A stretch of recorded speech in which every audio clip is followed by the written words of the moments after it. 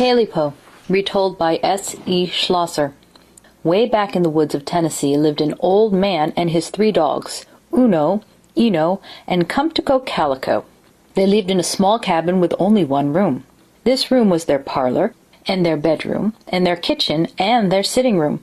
It had one giant fireplace where the old man cooked supper for himself and his dogs every night. One night, while the dogs were snoozing by the fire and the old man was washing up after his supper, a very curious creature crept through a crack between the logs of the cabin. The old man stopped washing his plate and stared at the creature. It had a rather round body and the longest tail you ever did see. As soon as the old man saw that varmint invading his cozy cabin, he grabbed up his hatchet. Thwack! He cut off its tail.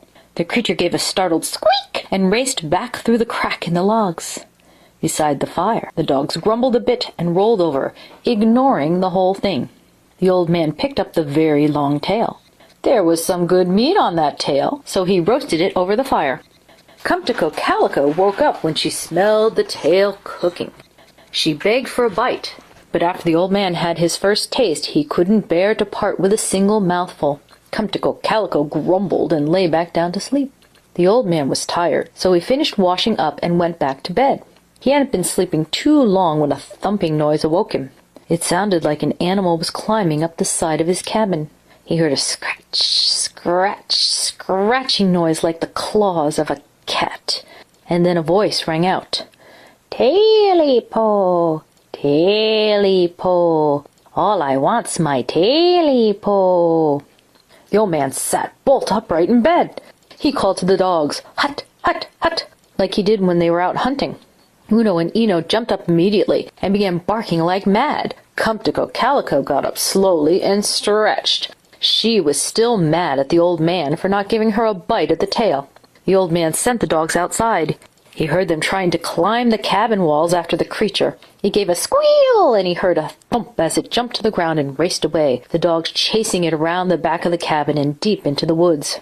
Much later, he heard the dogs return and lay down under the lean-to attached to the cabin. The old man relaxed then and went back to sleep. Along about midnight, the old man woke with his heart pounding madly.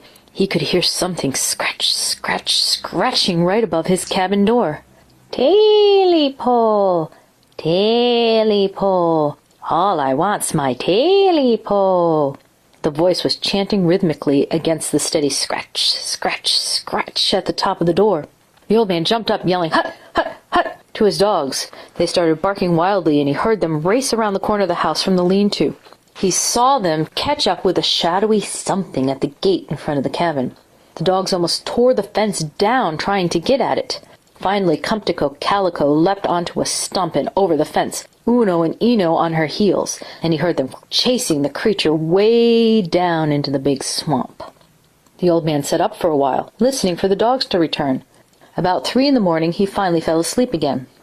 Toward daybreak, but while it was still dark, the old man was wakened again by the sound of a voice coming from the direction of the swamp. "You know, I know, all I want's my Tailypo." The old man broke out in a cold sweat and yelled, "Hut, hut, hut," for his dogs. But the dogs didn't answer, and the old man feared that the creature had lured them down into the big swamp to kill them. He got out of bed and barricaded the door. Then he hid under the covers and tried to sleep. When it was light, he was going to take his hatchet and his gun and go find his dogs. Just before morning, the old man was wakened from a fitful doze by a thumping sound right in the cabin. Something was climbing the covers at the foot of his bed. He peered over the covers and saw 2 pointed ears at the end of the bed. He could hear a scratch, scratch, scratching sound as the creature climbed up the bed, and in a moment he was looking into 2 big, round, fiery eyes. The old man wanted to shout for the dogs, but he couldn't make his voice work. He just shivered as the creature crept up the bed toward him. It was large and heavy. He could feel its sharp claws pricking him as it walked up his body. When it reached his face, it bent toward him and said in a low voice, "Tailypo,